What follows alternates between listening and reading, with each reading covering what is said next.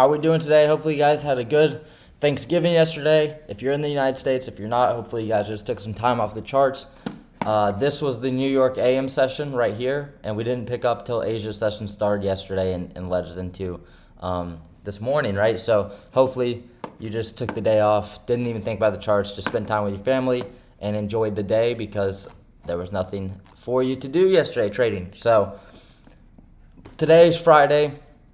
There's no news. It's the end of the month, and it was a day where I didn't really have the utmost conviction.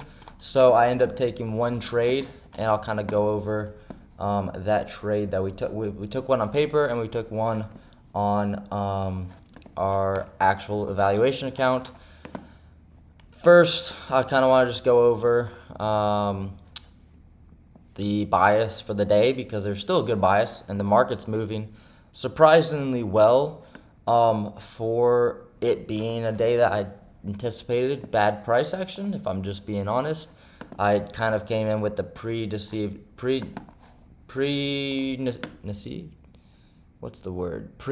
I had like a notion or whatever. Why am I dumb? I had a preconceived, there it is, preconceived notion that today would be bad price action. But that being said, we had a nice look here, right? We have Asia low here, and these are synced up, obviously. We had an SMT at these lows right here. We had an SMT. If we draw on the line here, we had an SMT off the Asia low coming into market open. So we swept this low here, and what is this low inside of? This low is this low right here. If we go on the hourly, we have delivered off of these equal lows, the 15-minute fair value gap, we displace higher. This 1 hour imbalance holds, we get a slow grind up, we trade down. There's nothing here on the 1 hour, but if we go to the 4 hour time frame, we actually have a 1 hour gap here that we end up holding very, very nicely. As you can see, the 4 hour holds right there, and you can see the rejection out of this zone. And if we look later on to the 4 hour, notice how strongly we hold this gap as well. So we have a very bullish close here off open, which could anticipate higher price around here. And let's get rid of these 1 hour gaps. So we could see a very, very strong reaction, and you see we retraded at 10 a.m. open. We traded down to this order block, this 4 hour order block, and we're getting a surge up, and we've running highs. So going into the morning, it was a very bullish looking start. If we go to the 5-minute chart as well, we have the SMT, but then we also have another SMT off the 845 opening price, right? We have this SMT here. We have it right here. So as you can see, we just came down, swept the low again, right at 9:30, right at market open. So if we look at market open, right here, if we look at market open, then we can see our, we can see the SMT right here, 9:30 candle. We come down, 9:30 candle comes down, doesn't get swept. 9:32, ES is starting to rip. ES is already starting to move higher, 9:32. We come down, sweep out this low here, 850. I guess we did have an SMT already, or we didn't have an SMT there, but we have an SMT with the 845 low, which is right here, relatively. But we resweep the low, right? If we look at the 15-minute, the 1 minute's a little bit discombobulated, but the 15-minute is, this is an SMT. So then we get displacement higher. And my first idea was to long this just because we had double SMT. We had a good reaction out here. We're accumulating orders and we got some displacement. We didn't close above, so I decided to be a little bit patient. And then I'll go over my entry here. If we go on this, we took it and you see our account is locked. We took one trade. Our execution's here. Let's see.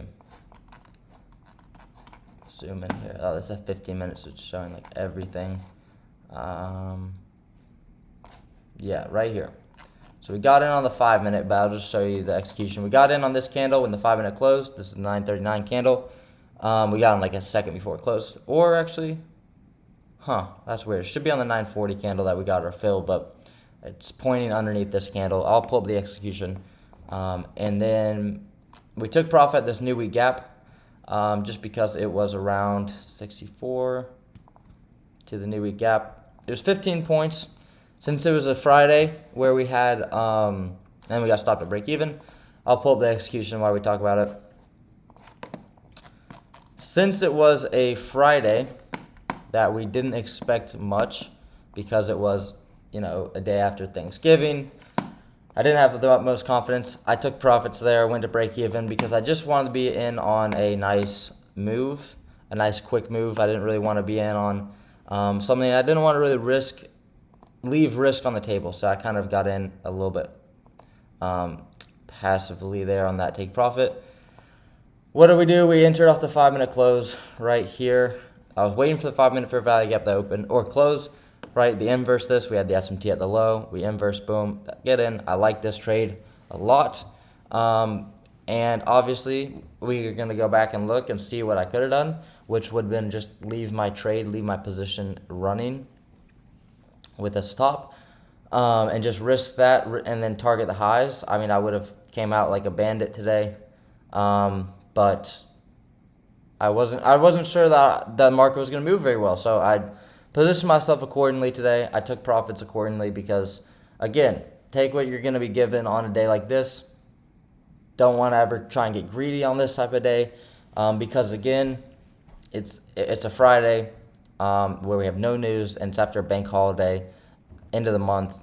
There's just a lot of things that was just telling me, you know what, this probably isn't the best trade ever.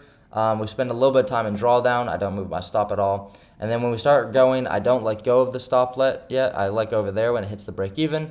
And again, I had already made up my mind that I'm going to go to break even at this high. So I don't mind taking a profit here because it's basically allowing me to trade one contract and just try and capture a move if we get in on a great move, right? We obviously don't end up getting the break even, or we get stopped at break even. And this is where I take my second trade. This is on paper. I take it with 4 micros, and I'll show you guys that execution on here. The 4 micros we took here, and this is how we scaled. I think we scaled around here. We scaled 1 at these highs, 1 here, and then 2 off here. So the reason for this trade on demo was because I didn't want to take another trade on the evaluation. Took 1 and done. Simply just this inversion right here. I got in on this close. I could have got in a little bit earlier on this 30-second, but at this point, I just wanted to see us get a move higher, right? I wanted to see us just move higher from the inverse. I wanted to wait for that to get all the confluences and the context. But if we did get on the 30-second, we'd had a 20-point stop loss, and we could have targeted this high. Let's see, 5-minute. So target this high. This was our trade right here, the 1-minute inverse, and it was a nice trade. Again, reason for it was the inversion, but also more than that, we were respecting the 5-minute inversion right here. You can see this 5-minute inverse fair value gap right here that we were holding. We were holding consequent encroachment. We were failing to go lower.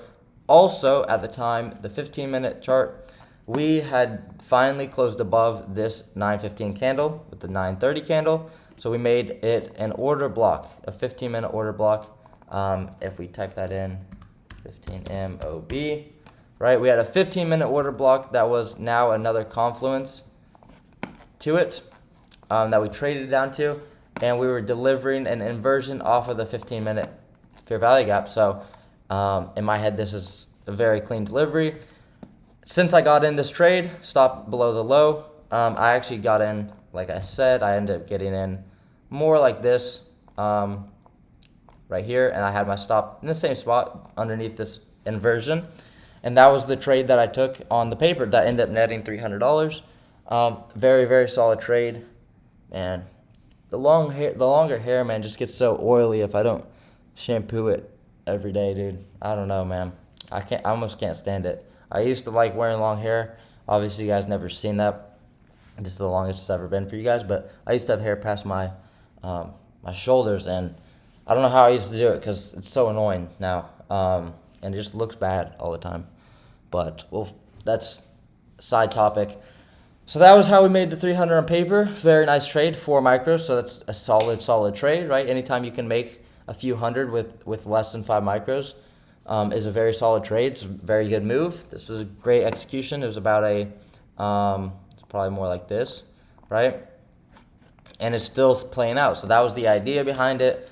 And the market for a No News Friday really delivered pretty clean. I was pretty impressed with the price action. Again, coming to the day, I positioned myself with the anticipation that price wasn't going to be very good. So I took with 2 micros. I took profit early. Reason for that, again, was just, don't get greedy on a day where it might be like another bank holiday. Price could have just gone sideways all day, and that's fine. I saw the 5-minute deliver, and it was good enough for me to get in because it was a good model. But it wasn't good enough to just leave risk on the table, in my opinion. Maybe I could have scaled, and then instead of going break even, I could just have left my runner with a stop loss. So like, let's say I got in this candle.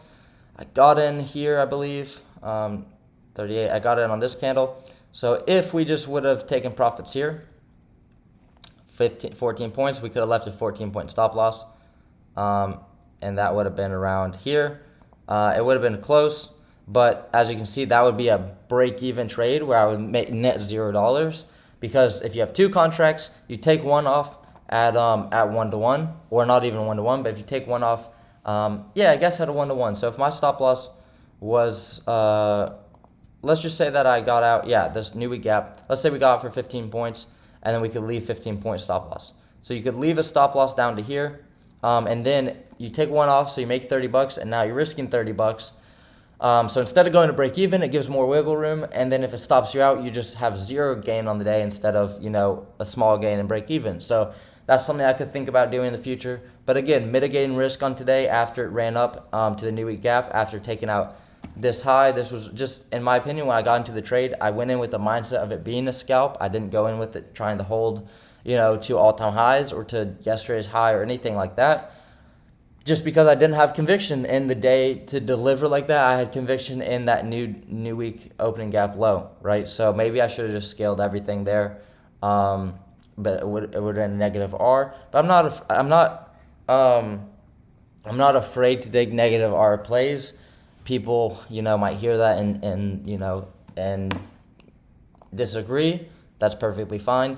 But I'm not really against taking negative R plays when the target has a lot of conviction, when it makes sense. And I'm not against scaling. So, what I meant to say is I'm not against scaling and then getting stopped at break even and it turning out to be a negative R play, right? I only made 30-something bucks on that trade when I was risking 120 at the most, right? I probably wasn't going to let it get down there, but I had my stop loss floating at 120.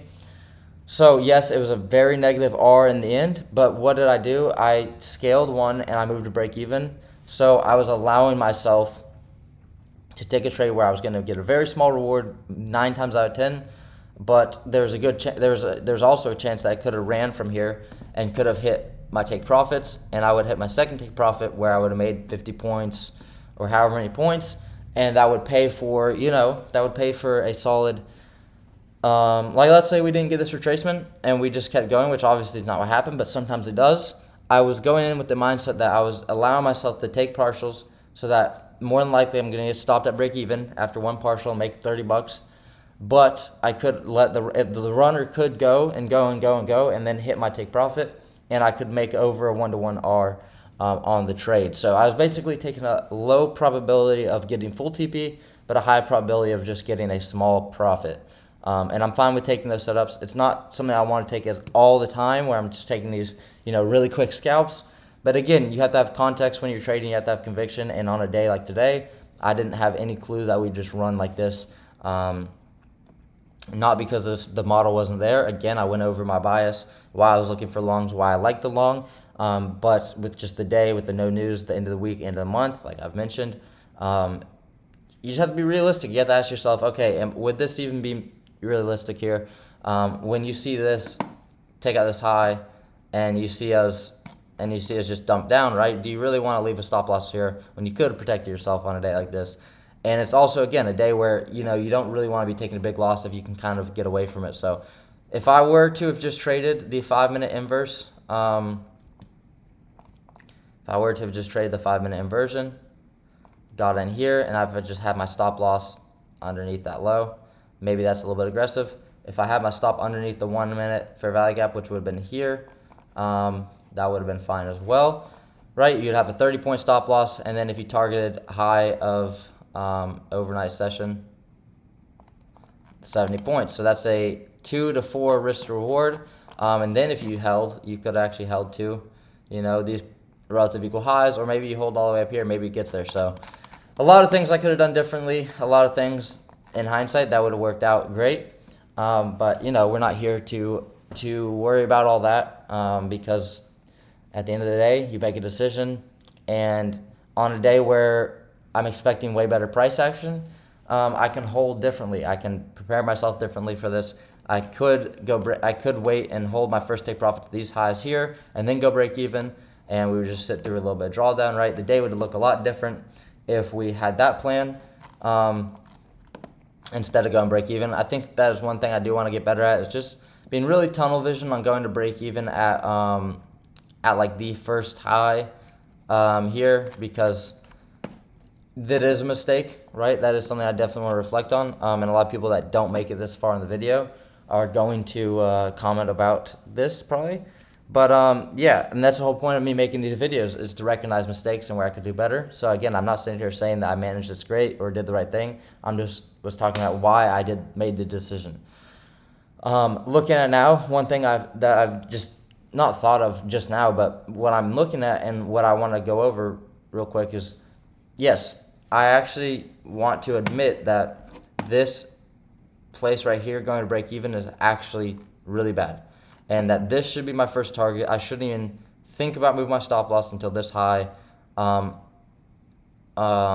maybe even this high, and then I should go to break even and leave my runners. So I actually do, looking at it right now with just clear objectivity, I allowed myself to just play into the day too much. I played into the narrative that No News Friday, after the bank holiday, wasn't going to be good at all. So I, traded accordingly. I traded with that mindset, that fear of, oh, we're not going to deliver. It's not going to go anywhere. Let's just take what we can get. And if I would have looked at it objectively from the actual 5-minute chart I was trading off of, I would have been able to say, okay, we have the SMT here. We have the inversion. We should not go break even at this high at all. And we should just let it play. And boom, if I'm just sitting on the 5-minute chart, yes, we hit this high, but look how insignificant this high is compared to all the highs that we have, compared to where we got in the trade. We run up. Yes, of course, we're going to have a little pullback. We pull back. We hold the imbalance that we're supposed to hold, and we displace higher. Boom, on this candle here, you could probably then go to break even, and then you take profit at these highs here, these smooth highs, and then you either take profit here or you let the last runner go. And if you let the runner go, probably trail your stop now to these lows, or these body lows, and just get the rest out of this move, right? You'd be up 129 points. That's like $260 on one micro. So yeah, definitely could have done a lot of things differently. You probably target this high here. Definitely should have managed this trade a lot differently looking at it now, but that's something I can learn from. That's something that's why I make these videos. That's why I review the day. That's why I look back. What could I have done better? What should I have done? But again, I wanted to give that preface of why I made the decision to go break even there. Again, looking at it right now, that's a mistake.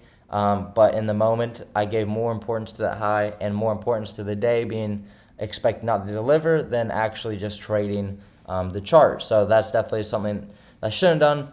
And it shows that when I took my paper trade, I traded it like a normal human being, and I traded like a professional trader. Right, our paper trade, when we look at the executions, right, like I said, this is a much better trade. We get in on this candle, no drawdown, we run up, boom, we take profit these highs, take profit these highs, take profit these highs.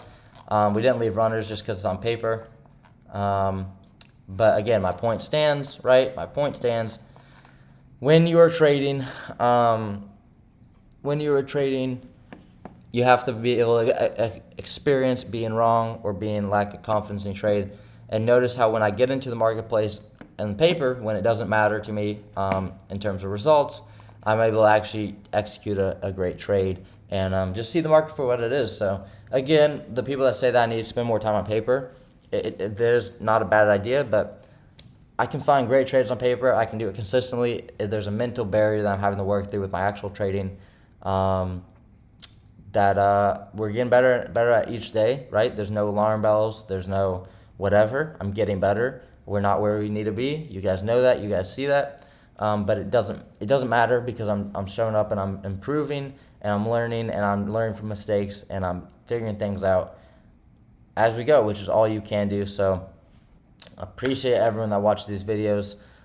Thank you guys for watching these videos and showing support constantly. That's my review for Friday. I'm honestly really impressed with the price action today. I think there's a lot to learn from today with the price action. I want to see the last thing before we dip here is I really want to see, do we have an SMT at these lows? No, we didn't. I was really hoping we had an SMT at these lows. I don't know why. I just thought it would be really clean if we had an SMT here.